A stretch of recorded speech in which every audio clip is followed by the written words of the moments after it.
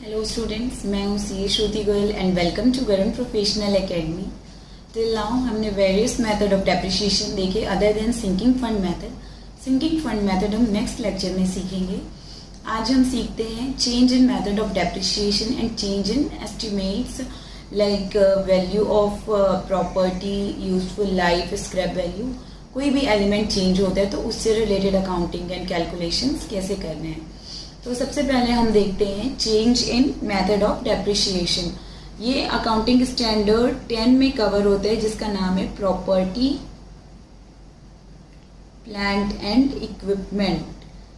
Accounting standard 10 क्या कहते हैं कि अगर कोई मेथड ऑफ डेप्रिसिएशन में चेंज करना है, हर साल हम हर साल चेक करेंगे वेदर इट इज रिक्वायर्ड, और अगर चेंज करते हैं तो that change will be treated as accounting estimate, will be treated as change in accounting estimate। इस शब्द का क्या मतलब है कि that will be treated as change in accounting statement, accounting estimate। ये current period and future period को impact करेगा, past को impact नहीं करेगा, केवल current को impact करेगा and future को impact करेगा। पहले जब accounting standard 6 होता था depreciation का, तो उसमें कहा जाता था कि रेट्रोस्पेक्टिव इफेक्ट से चेंज होगा। सपोज कोई 2012 में मशीनरी लिए एंड 2015 में मेथड चेंज करते हैं, तो ओल्ड अकाउंटिंग स्टैंडर्ड के अनुसार 2012 से उसका इम्पैक्ट कंसिडर करते थे, लेकिन नाउ जिस दिन रेट चेंज कर रहे हैं उसके बाद से उसका इम्पैक्ट देखा जाएगा, उसके पहले से कैलकुलेशन को रिवर्स करने की जरूरत नहीं है। मतलब new accounting standard 10 has made things more easier regarding change in depreciation. आपको कोई भी पुराने टाइम का कैलकुलेशन करने की जरूरत नहीं है, सिर्फ आज की डेट में न्यू चेंजेस को अप्लाई करना है। सबसे पहले थ्योरी रीड करते हैं। The depreciation method applied to an asset should be reviewed at least each financial year end and if there has been significant change in the expected pattern of consumption of the future economic benefits। मतलब लगता है कि कोई change required है future economic benefits के, future में जो profit हो रहा है उसको सही तरीके से कैलकुलेट करने के लिए चेंजेस की रिक्वायरमेंट है, तो method should be change to reflect the changing pattern. whenever any change in depreciation method is made, such change is treated as a change in accounting estimate। accounting as per accounting standards, that is AS10। ये कौन सी AS के अनुसार है? AS10 property, plant and equipment। its effect need to be quantified and disclosed। a change in accounting estimate may affect current period only or both current and future period। एक example solve कर देखते हैं इससे related, then हम solve करेंगे accounting standard 11। Example book में लिखा हुआ है, कॉस्ट ऑफ मशीन दी हुई है 10,50,000, स्क्रैप दिया हुआ है 50,000। नाउ डेप्रिशिएबल अमाउंट क्या हो गया? जिस अमाउंट तक हमें डेप्रिशिएशन कैलकुलेट करना है, depreciable amount is ₹10 lakh। Useful life given 10 years। Company charges depreciation on SLM। तो SLM में क्या हो जाएगा? Depreciable amount divide by useful life. तो SLM के according depreciation is 1 lakh per annum for first 2 years। तो फर्स्ट 2 year का depreciation हो जाएगा 2 lakh and after 2 years WDV will B 10,50,000, that is original cost minus depreciation।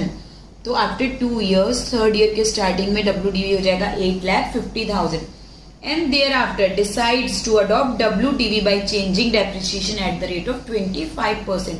Now depreciation will be 25% WDV। तो अब पुराने calculation को भूल जाएंगे। आज की डेट में थर्ड ईयर में WDV क्या है? ओपनिंग बैलेंस 8,50,000, तो WDV इसी पे 25% के अकॉर्डिंग कैलकुलेट करेंगे and depreciation amount for third year will be 2,12,500। मतलब जिस साल चेंज करना है उस साल की ओपनिंग WDV में ही न्यू मेथड और न्यू रिमेनिंग ईयर्स के अनुसार अप्लाई करेंगे। ये एग्जाम्पल में हमने देखा कि SLM टू WDV में कैसे जाएंगे। जब हम इलस्ट्रेशन 11 सॉल्व करेंगे तो देखेंगे कि WDV से SLM में कैसे कन्वर्ट करना है। सो कम टू इलस्ट्रेशन 11। कोई कंफ्यूजन नहीं है, जस्ट जो WDV जिस साल में हमें चेंज करना है उस ईयर की जो भी ओपनिंग WDV है उसी में रेट ऑफ डेप्रिसिएशन दिया तो रेट ऑफ डेप्रिसिएशन, और अगर scrap value and useful life दी हुई तो उसके अकॉर्डिंग मेथड का फॉर्मूला अप्लाई करेंगे। मतलब जिस ईयर में चेंज करना है वो ईयर पे जो ओपनिंग WDV है that will be considered as cost and remaining calculation will be done. Illustration 11।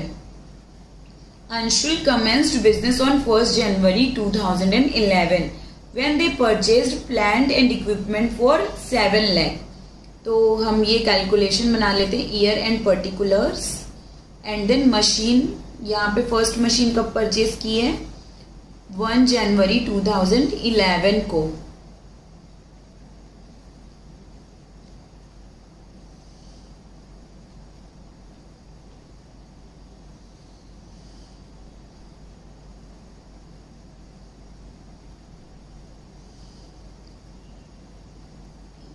One 2011 को जो परचेज की उसकी परचेज प्राइस है 7 लाख।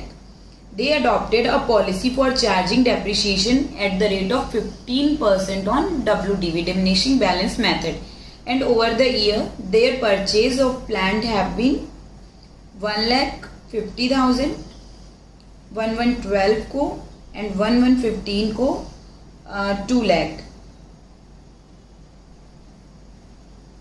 1112 को इन्होंने एक और मशीन परचेज की है जिसका नीचे में अकाउंटिंग करेंगे जब 1112 आएगा तो, और उसके अलावा एक मशीन परचेज की है 1115 को। सारी जनवरी में, मतलब फुल ईयर का डेप्रिसिएशन लगेगा, 6 मंथ वाला कोई भी टेंशन यहाँ पे नहीं है।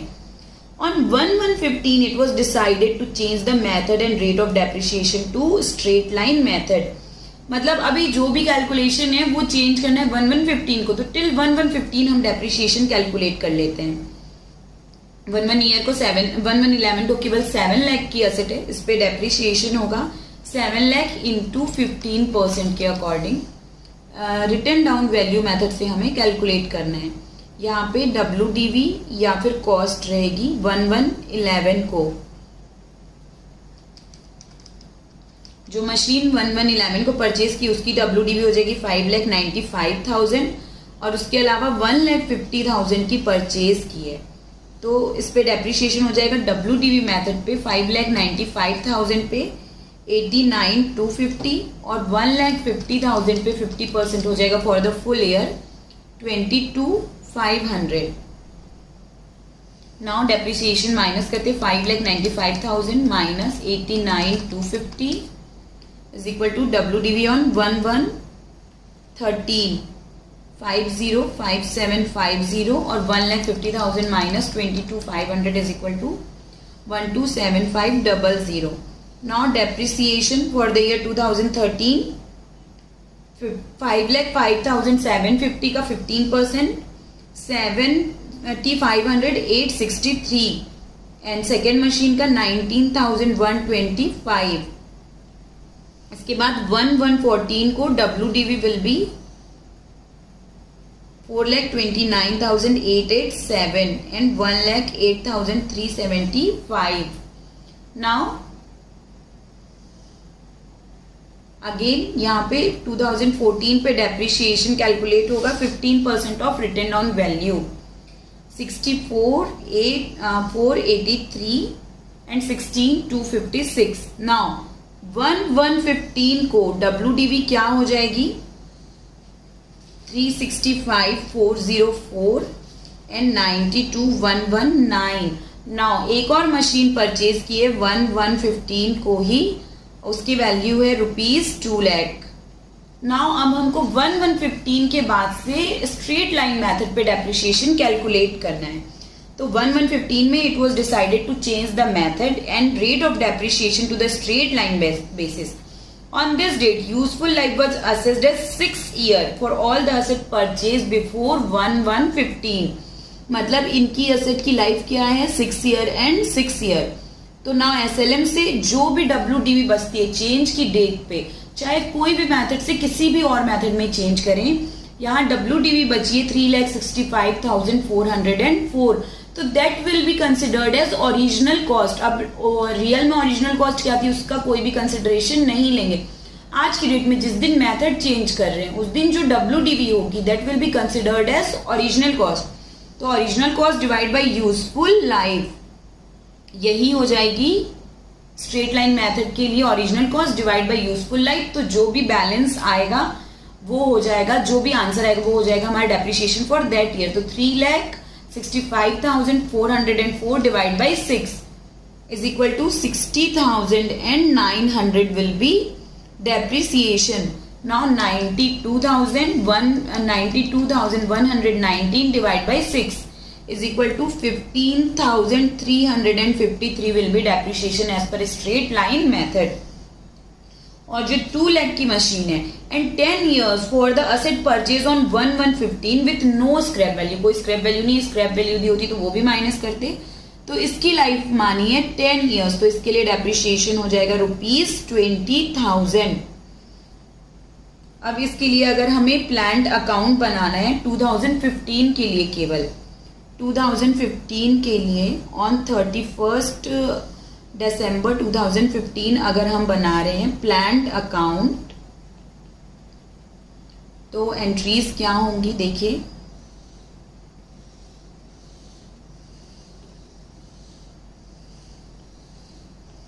Date, particulars, amount, date, particulars and amount. यहाँ पे सबसे पहले तो 1 जनवरी 2015 को टू बैलेंस ब्रॉट डाउन। देखिए जो फर्स्ट असेट है 3,65,404, एक 15 को बैलेंस है प्लस 92,119, तो ओपनिंग बैलेंस टोटल कितना है 45,752,3, 4,57,523 विल बी ओपनिंग बैलेंस जब दोनों एसेट को टोटल करते हैं हम। नाउ डेप्रिसिएशन चार्ज कितना किया है हमने टोटल स्ट्रेट लाइन मेथड से 60,900 plus 15,353 plus 20,000 is equal to 96,253। So by depreciation account total depreciation charge 96,253 on 31st December and then 31st December को ही by balance carried down 4,57,523 minus 96,253, so balance carried down will be 5,61,270। क्योंकि यहाँ पे एक हमने balance bank purchase भी किया, to bank account जो asset 2 lakh की परचेज की है उसकी एंट्री भी करेंगे on 1 January 2015। Asset account plant account debit to bank, so यहाँ पे टोटल हो जाएगा 6,57,523, 6,57,523 एंड बैलेंस विल बी 5,61,270। यहाँ पे तीनों जब तीनों असेट्स का WDV निकालेंगे तो that will be equal to balance 561,273। First machine है 365,404 minus depreciation 60,900, so it's balance is 304,504 total WDV। Second machine की WDV होगी 92,119 minus 15,353, so WDV will be 76,766 and third machine की WDV होगी 1,80,000। अब जब तीनों को हम टोटल करते हैं तो grand total will be 5,61,270, 561,270 that is same as balance brought down balancing figure.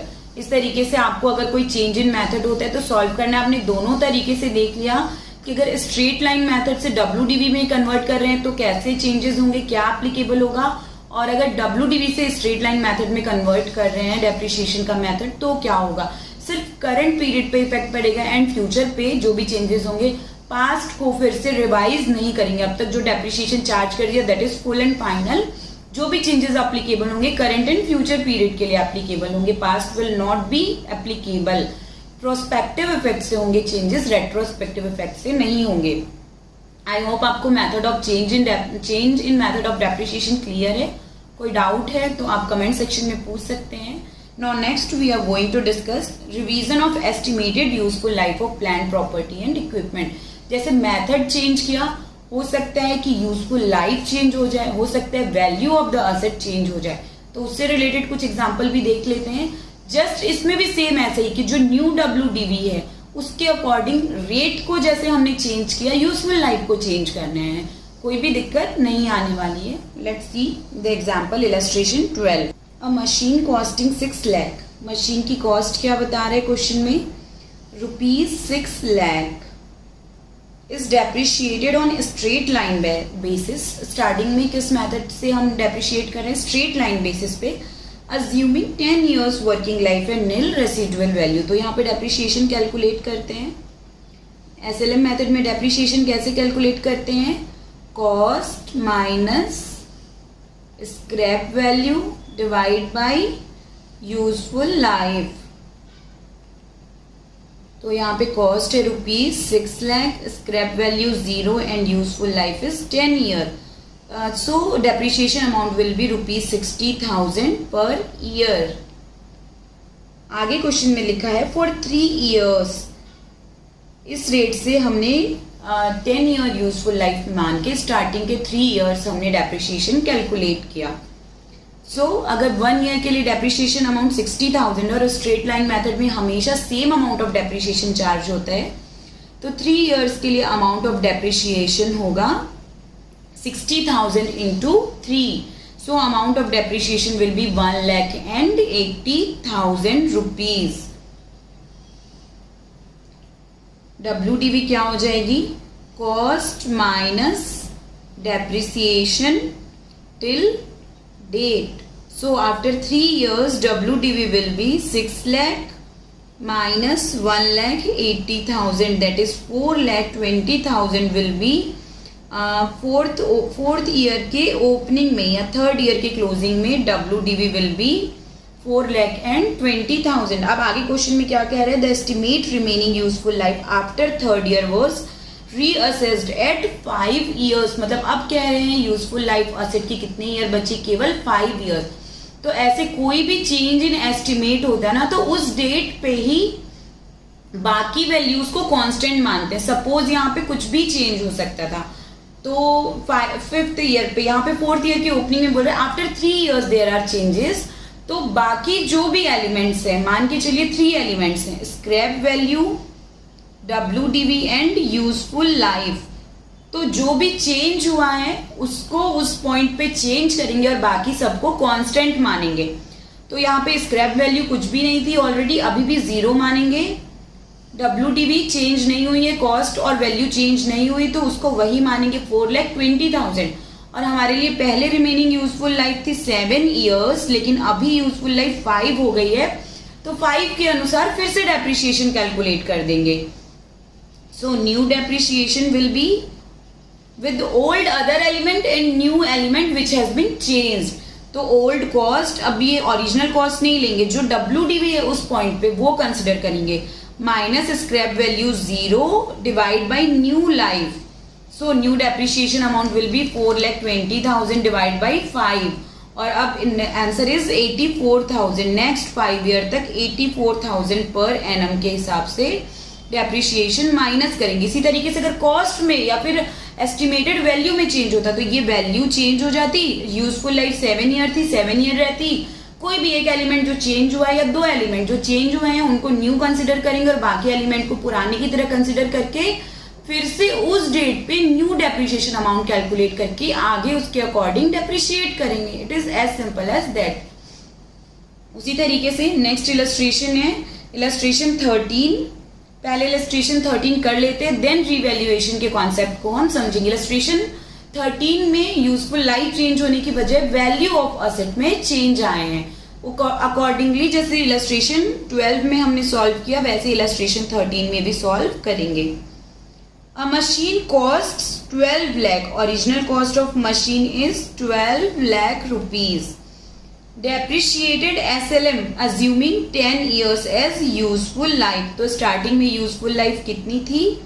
10 years working. And scrap value कितनी है? 0.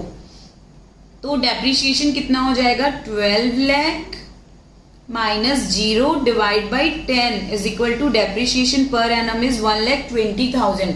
जब तक कोई चेंज नहीं हुआ है इसी तरीके से डेप्रिसिएशन कैलकुलेट करेंगे. At the end of third year, the machine was revalued upward by 60,000 and remaining useful life was reassessed at 9 years.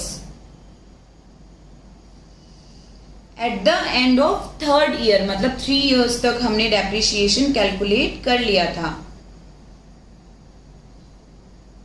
Starting 3 year में, at the end of 3 year वो decide हुआ, मतलब third year तक depreciation कैलकुलेट किया जा चुका है. स्टार्टिंग 3 ईयर पे डेप्रिसिएशन क्या कैलकुलेट हुआ?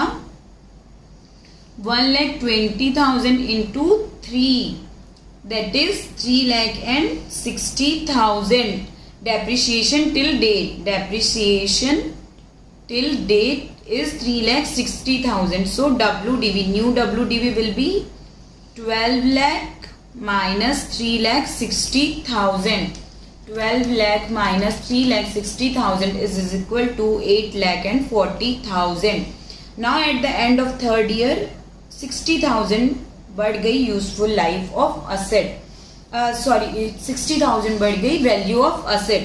सो न्यू वैल्यू कितनी हो जाएगी? आज की डेट में हमारी वैल्यू है at the end of third year 8,40,000 plus जो इंक्रीज्ड वैल्यू है, plus increased value is equal to 60,000. So new value is 9 lakh. Scrap value कुछ भी नहीं दी हुई है, ओल्ड ही मानेंगे 0. एंड न्यू लाइफ भी दी हुई है. अगर लाइफ न्यू नहीं देता तो हम रिमेनिंग 10 ईयर्स में से 3 ईयर्स कंप्लीट हो गए, रिमेनिंग 7 ईयर पे डेप्रिसिएशन कैलकुलेट कर देते. लेकिन यहाँ बोल रहे न्यू लाइफ भी 9 ईयर्स हो गई है. तो अब new depreciation that will be applicable from 4th year and onwards will be 9 lakh that is cost minus scrap value divide by useful life is equal to ₹1 lakh. That is new useful life of the new depreciation of the asset. New depreciation. इस तरीके से यहाँ पे 2 elements change हो गए. कौन से? Useful life भी एंड वैल्यू ऑफ असेट भी. तो उस पर्टिकुलर डेट से न्यू चेंजेस के अकॉर्डिंग डेप्रिसिएशन कैलकुलेट कर लेंगे. हमें फॉर्मूला तो पता ही, cost minus scrap value divide by useful life. तो उसमें जो भी एलिमेंट चेंज होते हैं उसके अकॉर्डिंग वैल्यू लेके डेप्रिसिएशन फिर से कैलकुलेट करना है. नाउ नेक्स्ट टॉपिक है रीवैल्यूएशन ऑफ असेट.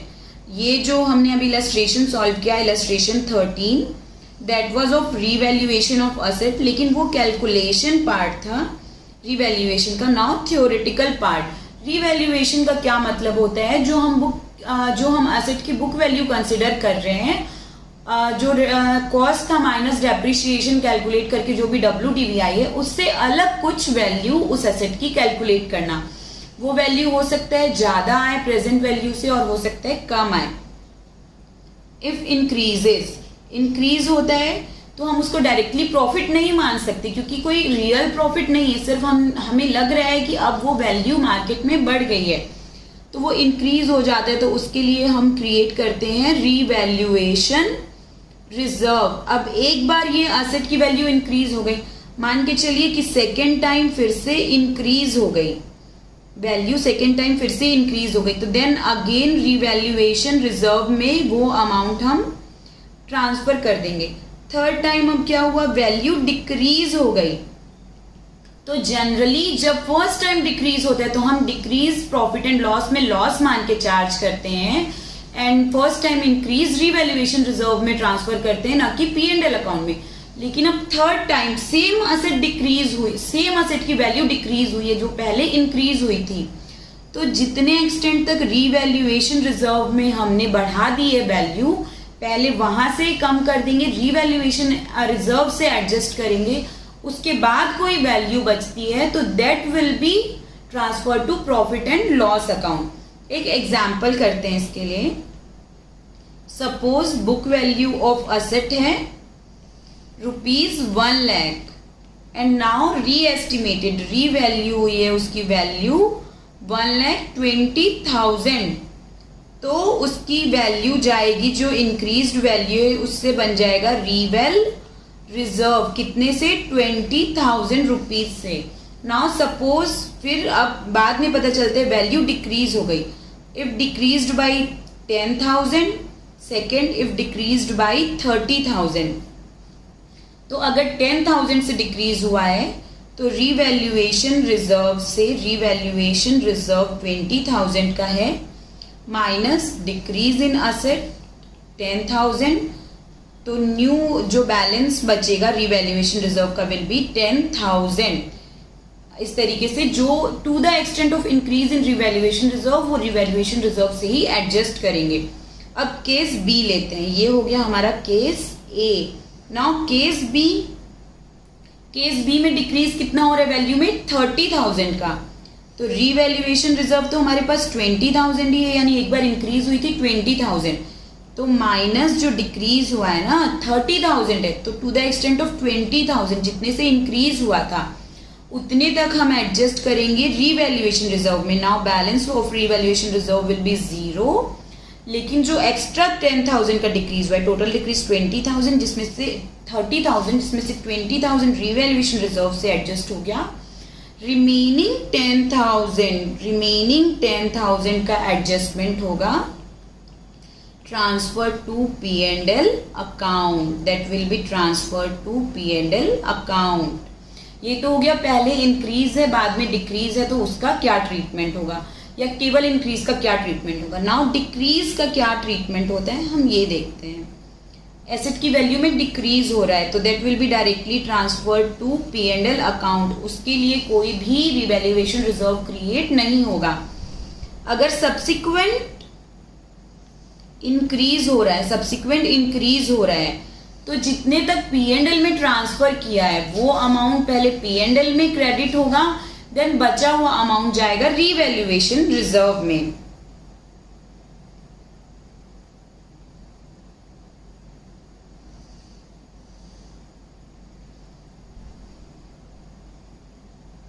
एग्जाम्पल कर लेते हैं एक। सपोज वैल्यू थी असेट की ₹1 लाख और डिक्रीज हुआ 20,000 का, तो वो कहाँ चल जाएगा P&L अकाउंट में। नाउ सब्सिक्वेंटली इसके बाद में एक इंक्रीज हुआ 30,000 का, तो क्योंकि हमने पहले डिक्रीज किया था और 20,000 P&L में माइनस किया था, तो now that 20,000 will be transfer to, इसका टू बाइफर्केशन हो जाएगा to the extent earlier decrease का एक्सटेंट कितने 20,000 एंड रिमेनिंग 10,000। तो जो P&L से माइनस किया था वो वापस P&L में ट्रांसफर कर देंगे और बचा हुआ 10,000 फिर जाएगा रीवैल्यूएशन रिजर्व में। मतलब इंक्रीज के बाद डिक्रीज हो रहा है तो टू द एक्सटेंट उसमें उस अकाउंट में P&L या रीवैल्यूएशन में एडजस्ट करेंगे, देन बचा हुआ as per normal treatment transfer करेंगे। आई होप ये रिवैल्यूएशन रिजर्व का ट्रीटमेंट आपको क्लियर है। ये जो टेबल बना हुआ है इसमें जो मैंने एग्जाम्पल देके समझाया वही कह रहा है, आप इसको रीड करेंगे। जैसे इंक्रीज के लिए बता रहा है, credited directly to owners interest under heading revaluation surplus या revaluation reserve. Exception when subsequent increase, पहले डिक्रीज हुआ फिर इंक्रीज हुआ तो P&L अकाउंट में रिवर्स करने तक और उसके बाद जैसे यहाँ पे 20,000 तक रिवर्स कर दिया, उसके बाद जो बैलेंस था that transfer to revaluation reserve. Now decrease, initial decrease हमेशा P&L में जाएगा और पहले इंक्रीज हुआ है बाद में डिक्रीज हो रहा है तो to the extent of increase revaluation reserve में एडजस्ट हो जाएगा और देन बचा हुआ decrease will be transfer to P&L account. Now next, provision for repair and renewals. देखिए जनरली क्या होता है कि provision for repair and renewal बनाने की ज़रूरत नहीं पड़ती है। मशीन में रिपेयर करवाना पड़ता है, मशीन में बहुत बार खराबी आ जाती है तो रिपेयर एक्सपेंसेस होते हैं। रिपेयर एक्सपेंस जनरली कैसे कंसिडर करते हैं, जस्ट हुआ तो क्योंकि हमारा बैंक खर्च हो रहा है, बैंक जा रहा है तो बैंक अकाउंट को क्रेडिट कर देते हैं and repair are expense and हमें एक्सपेंस अकाउंट को डेबिट करना पड़ता है। तो जनरल एंट्री होती है repair account debit to bank account whatever will be amount, and then second number पे जब वो रिपेयर अकाउंट वाला अमाउंट प्रॉफिट एंड लॉस में ट्रांसफर किया जाता है, तो क्योंकि एक्सपेंस है इसलिए profit and loss account debit to repair account with the same amount. लेकिन प्रोविजन फॉर रिपेयर बनाने के लिए क्या पर्पज है कि एवरी ईयर रिपेयर का एक्सपेंस डिफरेंट होगा। सपोज किसी ईयर 10,000 ही एक्सपेंस हुआ रिपेयर पे, किसी ईयर 15,000, किसी ईयर 25,000। तो रिपेयर का कॉस्ट अनइक्वली डिस्ट्रीब्यूट हो जाता है डिफरेंट ईयर्स में। ये अनइक्वली डिस्ट्रीब्यूट अगर कोई बिजनेस फर्म नहीं करना चाहता है रिपेयर एक्सपेंस को over the years of life of asset, अगर इक्वली डिस्ट्रीब्यूट करना चाहते हैं बिजनेस फर्म रिपेयर कॉस्ट को, तो उनके पास ये ऑप्शन होता है कि रिपेयर एंड रिन्यूअल्स के लिए प्रोविजन क्रिएट कर लें। इसका क्या सेंस है कि प्रॉफिट एंड लॉस अकाउंट से every year equal amount charge किया जाता है रिपेयर एंड रिन्यूअल प्रोविजंस के अंतर्गत, और जब फिर बैलेंस बनता जाता है provision for repair and renewal account से every year same amount, and then जब भी रिपेयर एक्सपेंस होता है तो प्रॉफिट एंड लॉस में डायरेक्टली चार्ज करने की बजाय वो रिपेयर एंड रिन्यूअल प्रोविजन से वो अमाउंट विड्रॉ कर लिया जाता है। इसके कारण प्रॉफिट एंड लॉस अकाउंट पे इक्वल इम्पैक्ट पड़ते हैं, एंड जो भी अप एंड डाउन होते हैं वो provision for repair and balances account में एडजस्ट हो जाते हैं। इसके लिए हम इलस्ट्रेशन 14 करते हैं और जनरल एंट्रीज के साथ करेंगे। इलस्ट्रेशन 14 में केवल और केवल रिपेयर एंड रिन्यूअल प्रोविजंस का अकाउंट क्रिएट किया गया है, जनरल एंट्री नहीं बताई गई है, लेकिन हम जनरल एंट्री के साथ करेंगे ताकि और अच्छे से क्लियर हो जाए इसका concept. Illustration 14, following particulars are available from the books of public company having a large fleet of vehicles. Balance in the provision for repair and renewal account on 31st March 2016 is 11,50,000. इसका balance है provision for repair and renewal. Now actual repair charge incurred during the year ended, ये actual expense हुए हैं repair and renewal को 31 March 2016 को and 31 मार्च 2017 को, 2 years की हमें अकाउंटिंग करनी है। The company makes an annual provision of 4 lakh. देखिए यहाँ पे difference, annual provision 4 lakh for repair and renewal, मतलब P&L में हर साल रिपेयर एंड रिन्यूअल को लेकर कितना चार्ज होगा, ₹4 लाख। लेकिन यहाँ पे देखिए रिपेयर का एक्सपेंस फर्स्ट ईयर में 7,50,000, सेकेंड ईयर में 3,20,000। ये जो डिफरेंस आ रहा है उसका रिपेयर एंड रिन्यूअल अकाउंट का कभी भी प्रॉफिट एंड लॉस पे कोई इम्पैक्ट नहीं पड़ेगा। प्रॉफिट एंड लॉस से हर साल 4 लाख का ये एक्सपेंस अलग होगा, बचा हुआ जो भी एडजस्टमेंट है वो provision for repair and renewal account में होगा। तो सबसे पहले देखिए क्या करना है, प्रोविजन बनाना है रिपेयर एंड रिन्यूअल के लिए। तो प्रोविजन भी एक्सपेंस की तरह ही ट्रीट होता है, इसलिए प्रोविजन फॉर, ये जनरल एंट्रीज में बता रही हूँ, journal entries for the year 2016, ये 31/3/2016 के लिए है। Provision for repair and renewal account debit कहाँ से चार्ज कर रहे हैं, टू P&L अकाउंट। अमाउंट क्या होगा, ₹4 लाख एवरी ईयर, इसमें कोई भी अलग अलग नहीं होगा, हर साल 4 lakh. Being provision for repair and renewal made.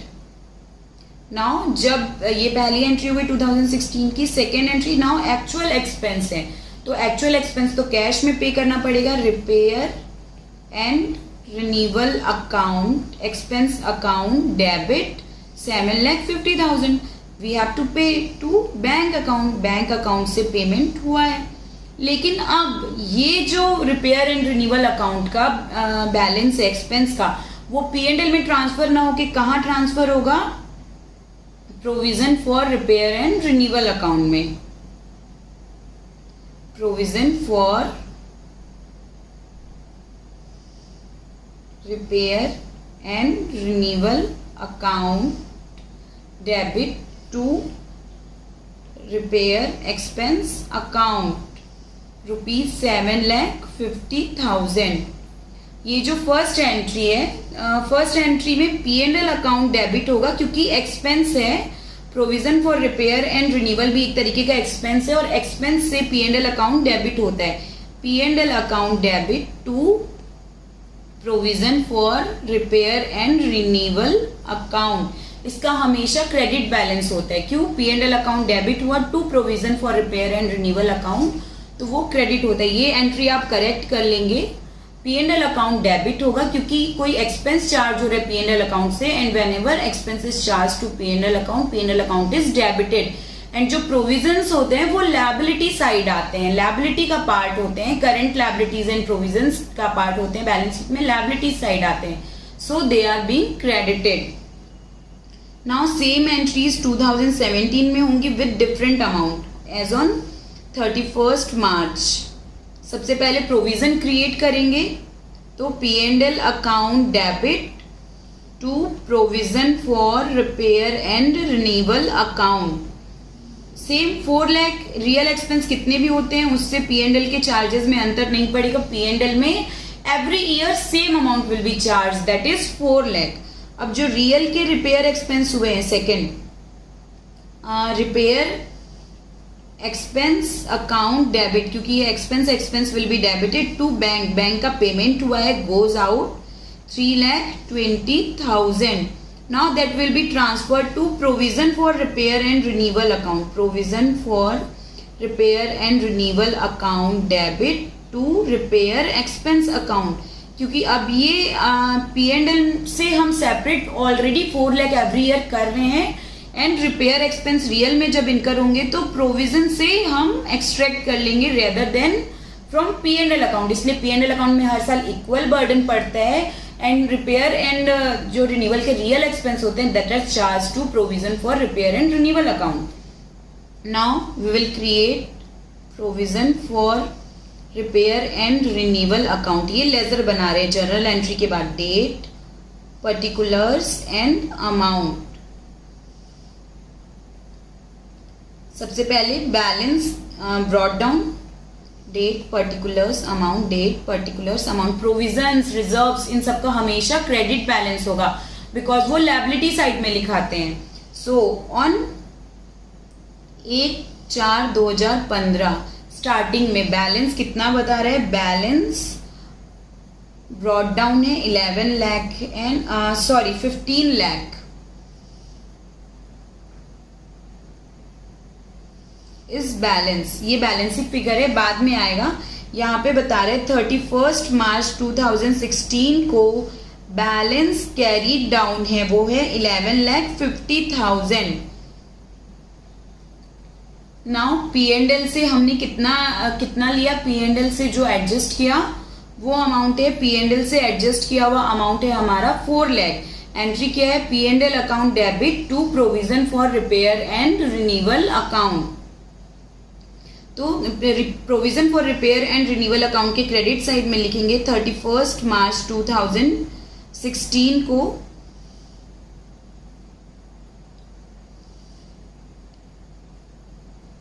Bye P&L account 4 lakh, and जो रिपेयर का एक्सपेंस चार्ज हुआ है provision for repair and renewal account से, provision for renewal and repair account debit हुए 2016 31 मार्च को 7,50,000 से। तो 31 मार्च 2016 को to repair expense account, repair expense account 7,50,000। अब जो बैलेंसिंग फिगर आएगा वो ओपनिंग बैलेंस हो जाएगा, क्योंकि हमें ओपनिंग बैलेंस नहीं पता था, क्लोजिंग बैलेंस पता था। 7,50,000 plus 11,50,000 minus 4 lakh, that is 15 lakh. 15 lakh हमारा बैलेंस BD ओपनिंग बैलेंस हो गया। ये हमारा बैलेंसिंग फिगर। नाउ 2016 का अकाउंट क्लोज हो जाएगा 19 lakh. In the same way 2017 के लिए हम बनाते हैं repair and renewal, provision for repair and renewal account 1/4/2016 को बैलेंस ब्रॉट डाउन हो जाएगा 11,50,000 नाउ 31 मार्च 2017 को बाय P&L अकाउंट जो न्यू प्रोविजन क्रिएट किया है 4 लाख, एंड 31 मार्च 2017 को टू रिपेयर एक्सपेंस अकाउंट जो हमने रिपेयर एक्सपेंस अकाउंट को चार्ज किया है provision for repair and renewal account 3,20,000 वो चार्ज हो जाएगा, and to balance carried down on the same date will be 12 lakh and 30,000. Total will be 15 lakh and 50,000.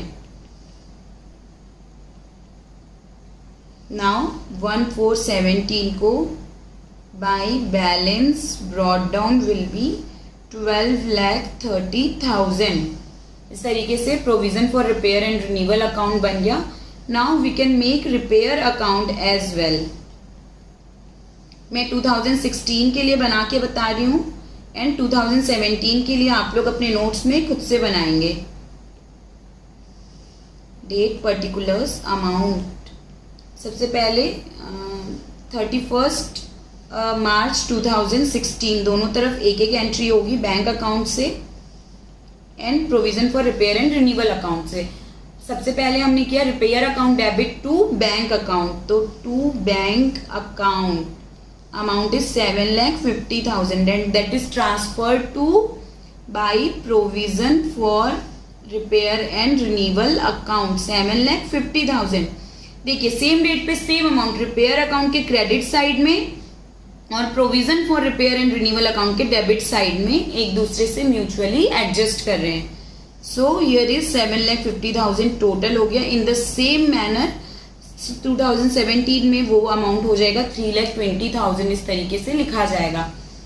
और here your chapter regarding provision for repair and renewal complete हो गया. Next lecture में हम sinking fund calculate करेंगे, calculate करना, accounting करना सीखेंगे. That is only remaining topic in depreciation chapter और फिर आपका डेप्रिसिएशन चैप्टर कंप्लीट हो जाएगा. कोई भी डाउट है तो please ask me in comment section. I will clarify that doubt.